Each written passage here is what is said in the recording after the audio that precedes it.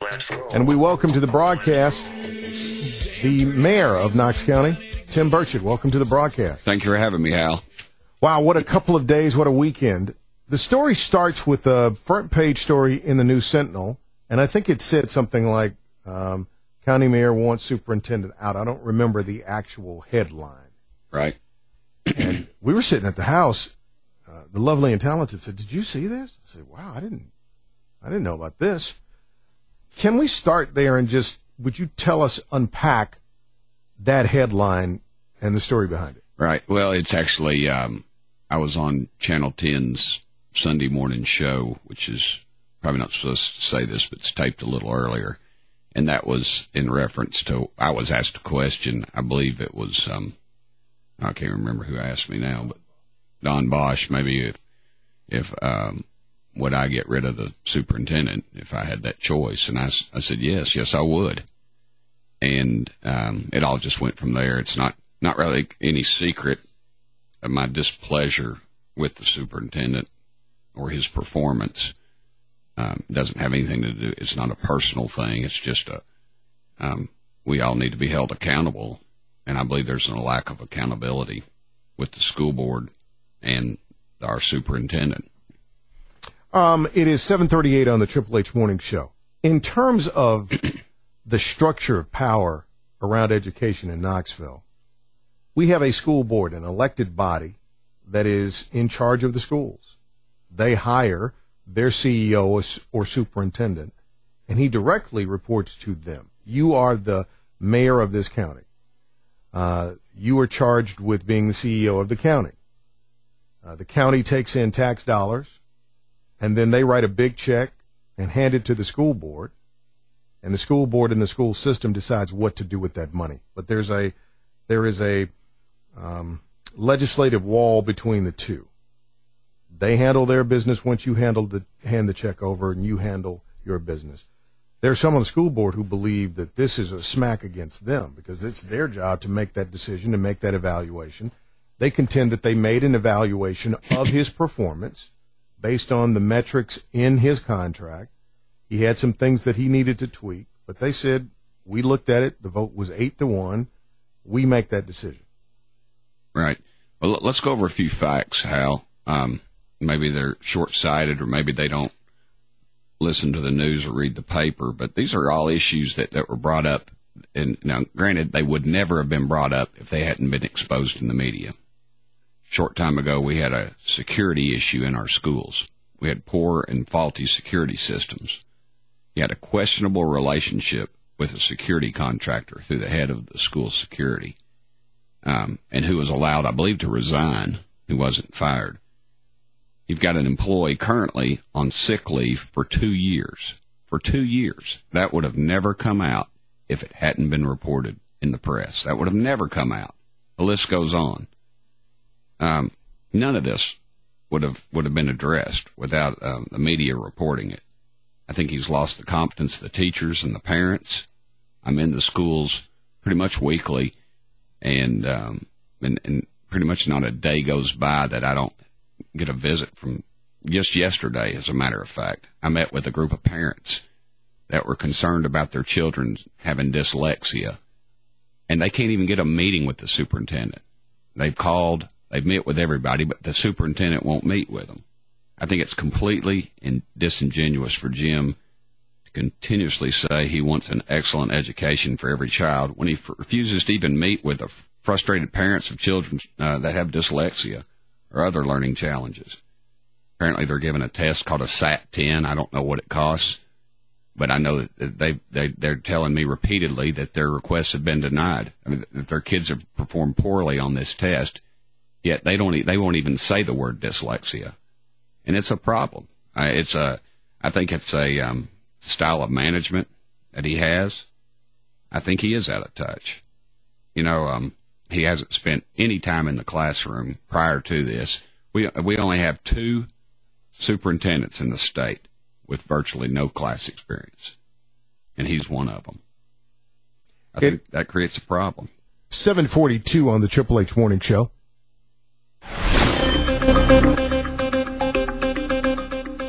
7:42 on the Haller at Hilton Hill Morning Show on Wednesday, September 17th, 2014. In studio, County Mayor Tim Burchett. We're talking about the Superintendent of Knox County Schools, Jim McIntyre. So this was a question that was asked of you while you were on the Channel 10 Sunday show. That's correct. Maybe Don Bosch said, if you had the power to do it, would you relieve him of his command? Yeah, and I said, yes, I would. I'd like to address something, too. Yesterday, your school board members, apparently there was a couple on here. I had to go. I was in a meeting. We were kicking off the Olaf Festival yesterday. Mary Rohero and I were. And I think Karen Carson said that she hasn't met with me in 4 years.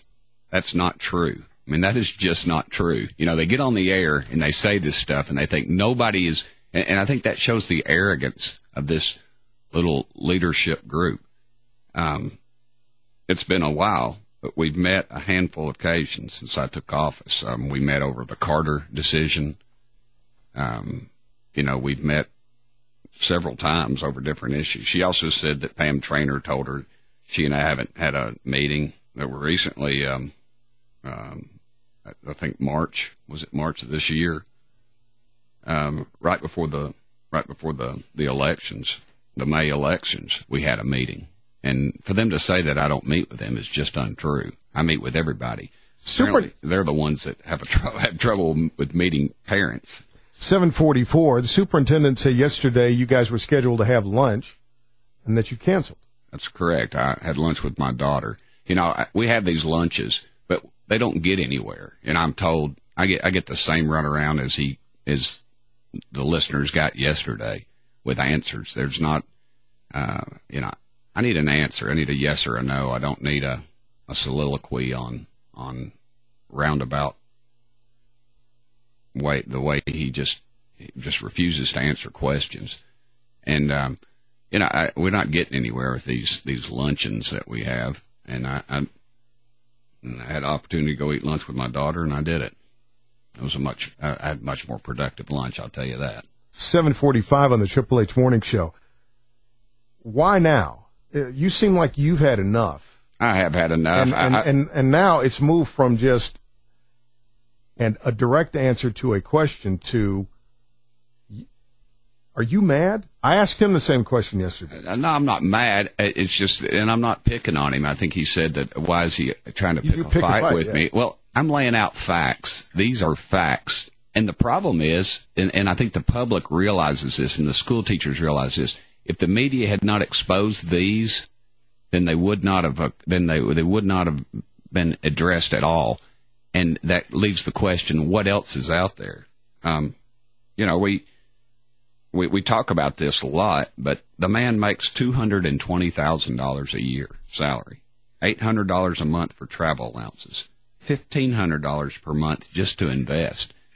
And, he ought to be able to handle a little bit of criticism, and he ought to answer questions, yet he doesn't have to because the board will not force him to address it. You heard the school board members yesterday basically saying, we don't hear any problems. We're not hearing any problems. Well, when you have a sitting member of a school board, this to me is just beyond comprehension, saying that when they have the public forum for portion of the school board, which allows public to come in and address concerns, it's just John Q. Citizen. I mean, it is America at its best. First Amendment. That's why we're here today, because of a First Amendment. I can assure you there's a lot of people that wished I wasn't on the air, but they don't. But because you've got some guts and you adhere to the First Amendment, I'm here.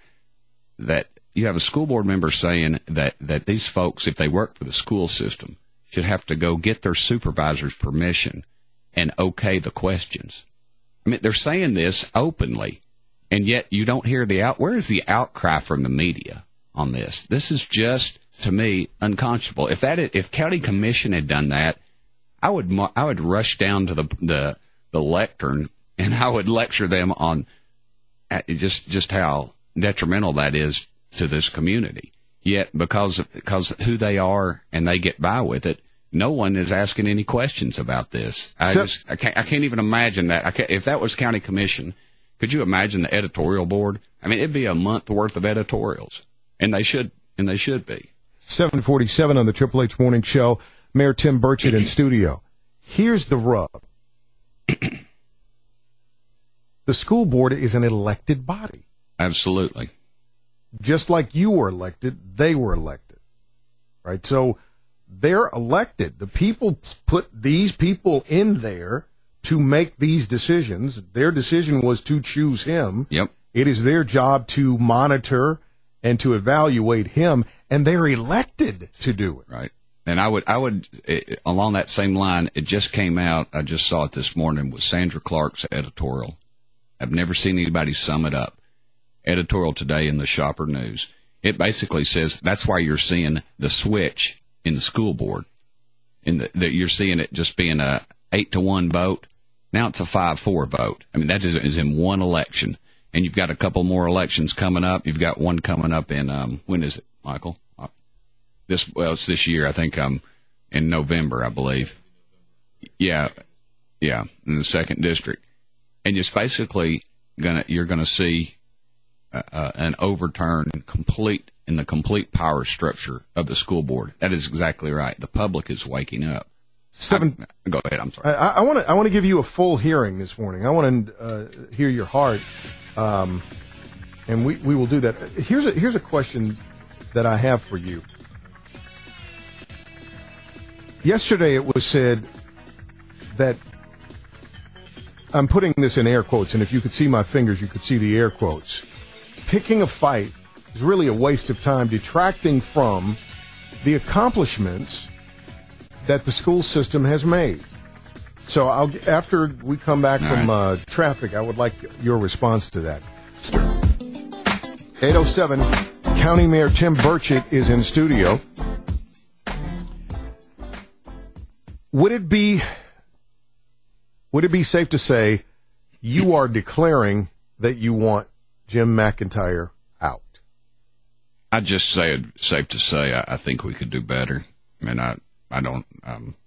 I think the time has come for that change to be made. I don't, as I stated before, though. I don't have a say so. It is ultimately up to the board. One thing I would like to say, I was talking earlier about there might be some need to clarify something. The SPJ, that's the group of professional journalism group here locally, actually did come out and condemn the superintendent on when I said the media hasn't been talking. I was talking about when they were having the public forum, and they actually condemned him on that. If you remember, they had that thing they wanted all the school board members to sign that said if you disapprove of something the superintendent says, that you can't publicly say it, and that I mean, this is stuff that you think happens in third world countries or something, and they're having members of an elected body sign a form that basically said or agreed to, it's what they used to call unit rule, that you couldn't be critical of a vote if you were on the opposite side of it afterwards, and that if there were any questions to the media, you couldn't answer them.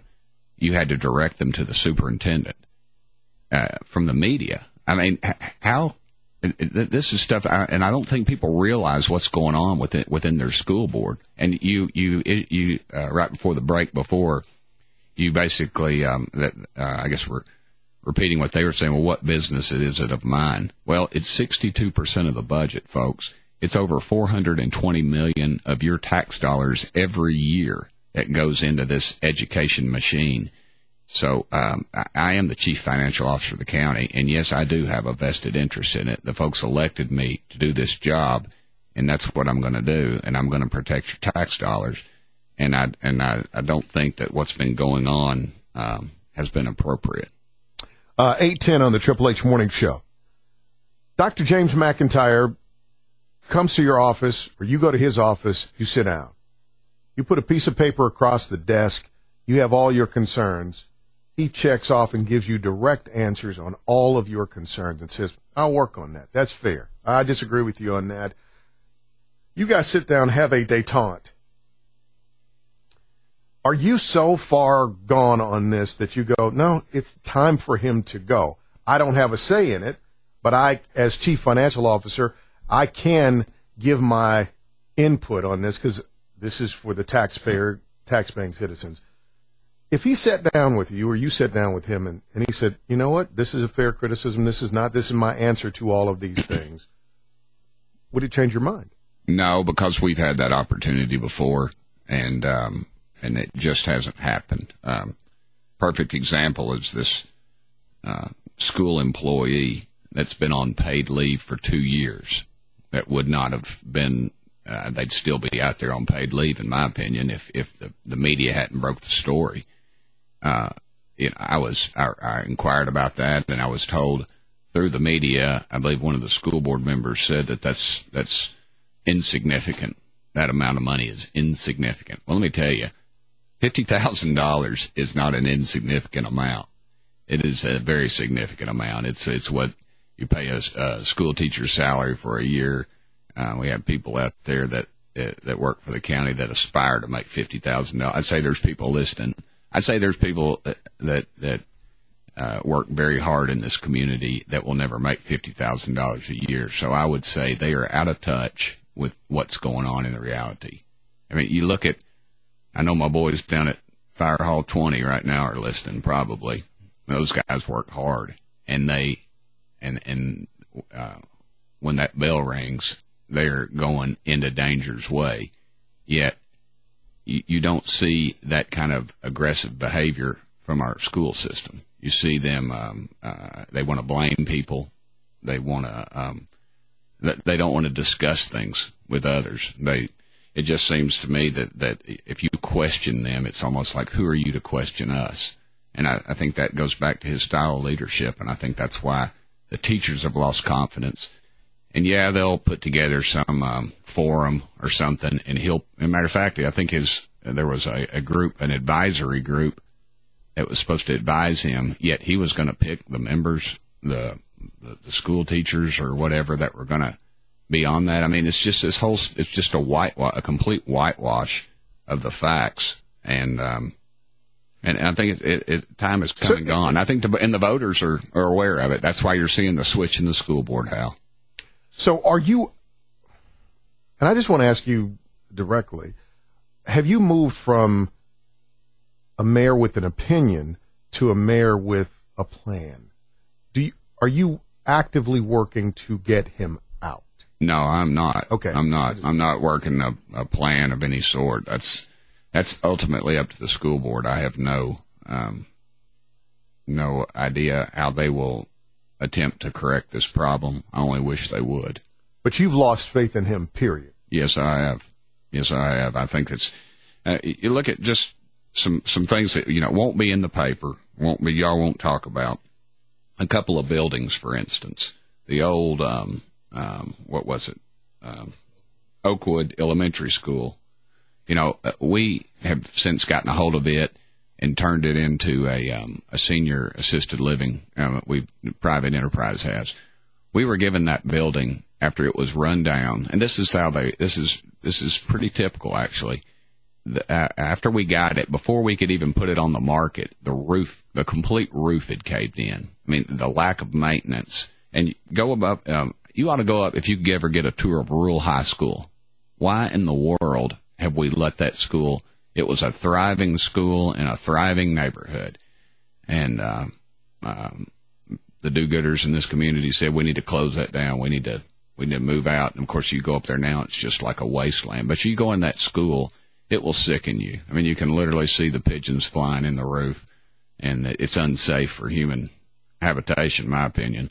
And yet it's still in the school's hands. We're waiting for it to be turned over to us to put out on the open market. And they will keep it to the last bit. Yeah, maybe putting a roof on an old school building is not what they need to be doing. They need to be putting that money in working classrooms. Well, why in the world would you hold on to a piece of property that long till it's just run down? And there again, it's the style of leadership that you have. It's an arrogant tone, and I think that you would not believe the morale of our school teachers. School teachers do a wonderful job. My mama was a school teacher. I believe, was it your mama?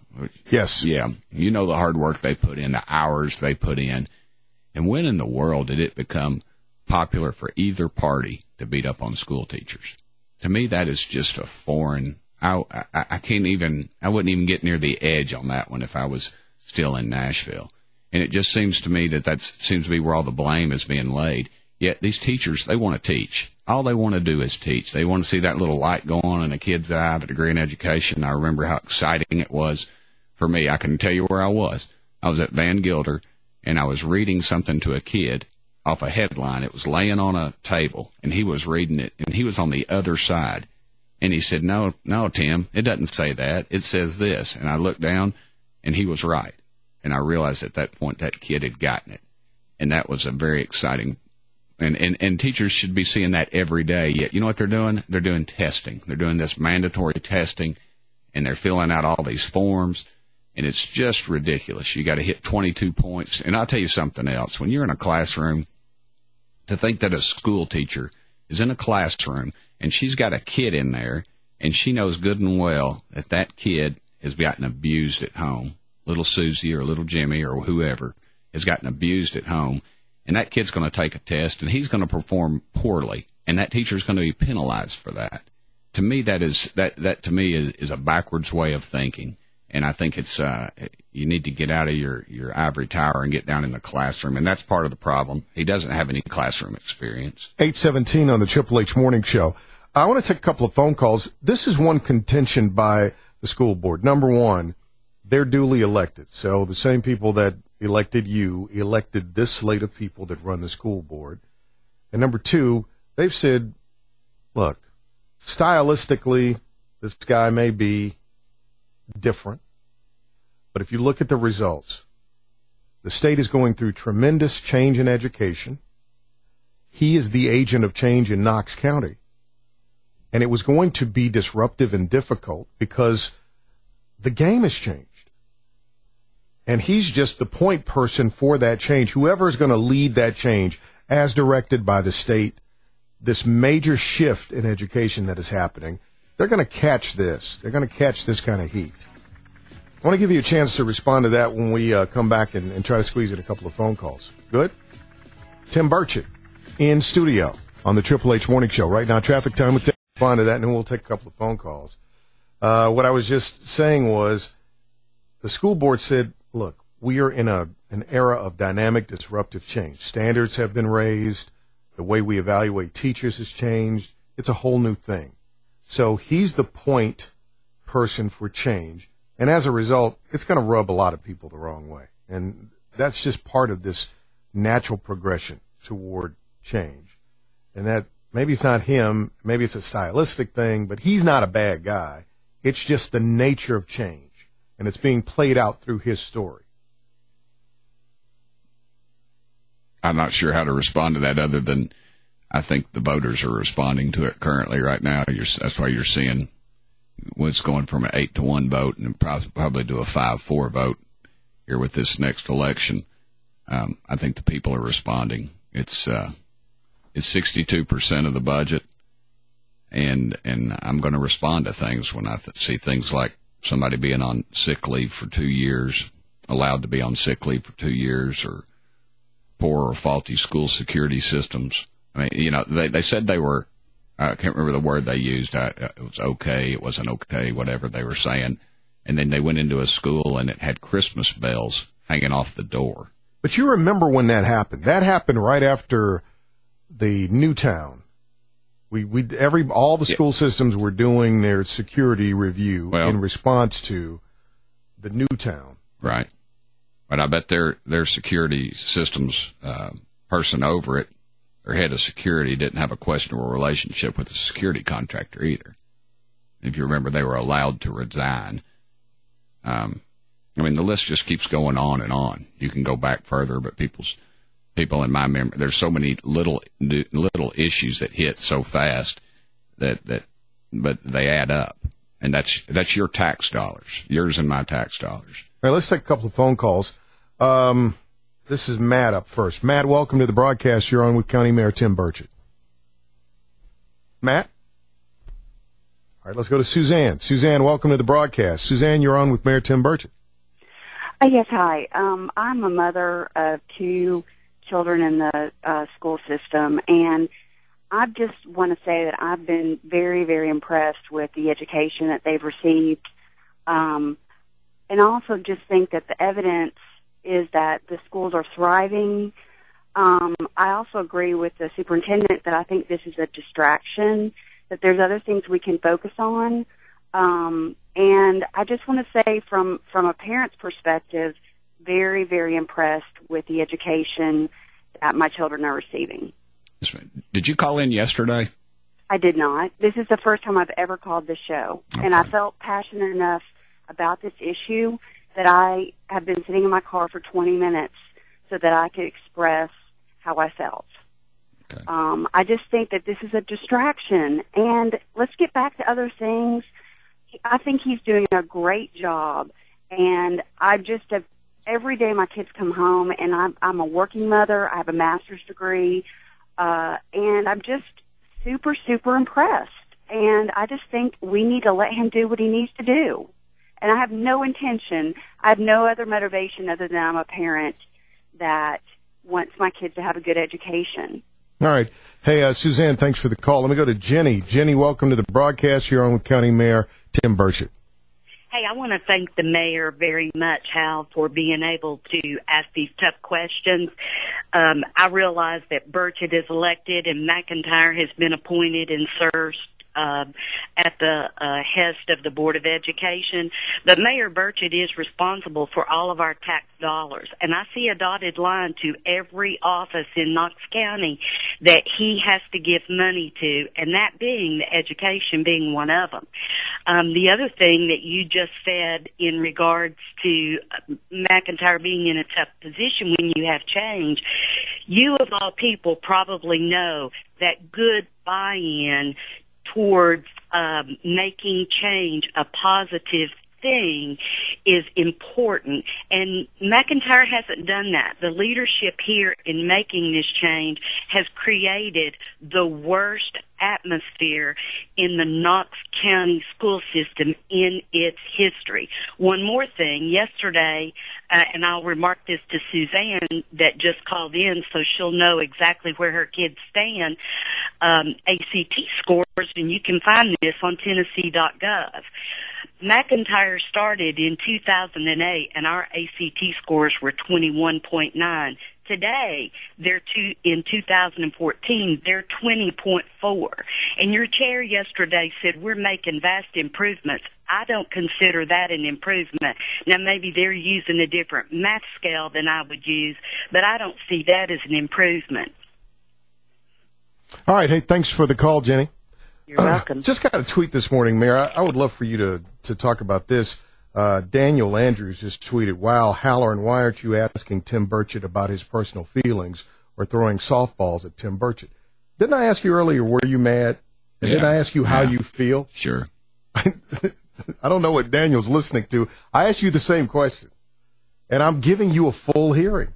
Yeah. Well, I appreciate it. You know, you're not going to make everybody happy, and we've laid out some pretty specific things. I don't know that any of those were softball. I mean, we've directed some of my concerns very directly. So, 8:29 on the Triple H Morning Show. I want to take one more phone call and then give you a final word. Okay. This is JB. JB, welcome to the broadcast. You're on with County Mayor Tim Burchett. Morning, fellas. Thank you, Hal, for having the mayor on. Thank you. Mr. Mayor, just a couple of clarifications of what you said. This outside agreement, no one had to sign it, but the school board was bound by it. And they say there was no way of enforcing it. Well, unless maybe a false ethics charge against Mike McMillan might have been uninformal enforcement of that. If they have an agreement that's not binding and no one is enforced by it, then why do they have it?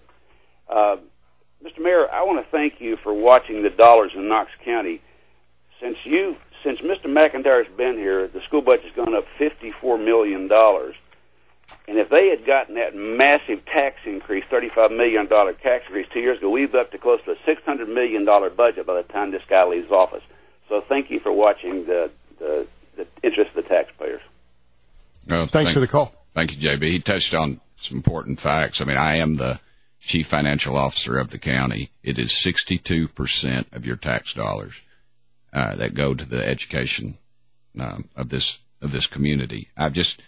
I appreciate you giving me this opportunity to be on the show, Hal. I just think we've lost touch, and yeah, it's a distraction. It's a big distraction for me that every day I get a report of something. Yesterday I met with parents whose children suffer from dyslexia, yet they're not getting any response from our superintendent. I think that's his style of management. I think it's a micromanaging kind of thing, and you don't get straight answers. And yeah, I am elected, and he is appointed, and our school board is elected. And that's why you're seeing the overturn in the school board right now, is because of that. And I think they're wanting to see some changes as well as I do. The morale of our school teachers is the lowest I think it's ever been. That's something I talk on a lot, but I think it's an important factor. Our school teachers are responsible. They spend more time with our kids than a lot of parents do. And they are stressed out to the max, and they're not being allowed to teach. You just cannot go over these things enough, yet it just seems every day, whether it's our school security, you've got an employee on sick leave for 2 years, just on and on and on. And so I think it's time that the school board takes. I was handed something. I misspoke about our superintendent's salary. It's actually, he was given a raise. It's $222,800 a year, and it's $1,200 a month for investing, not $1,000. So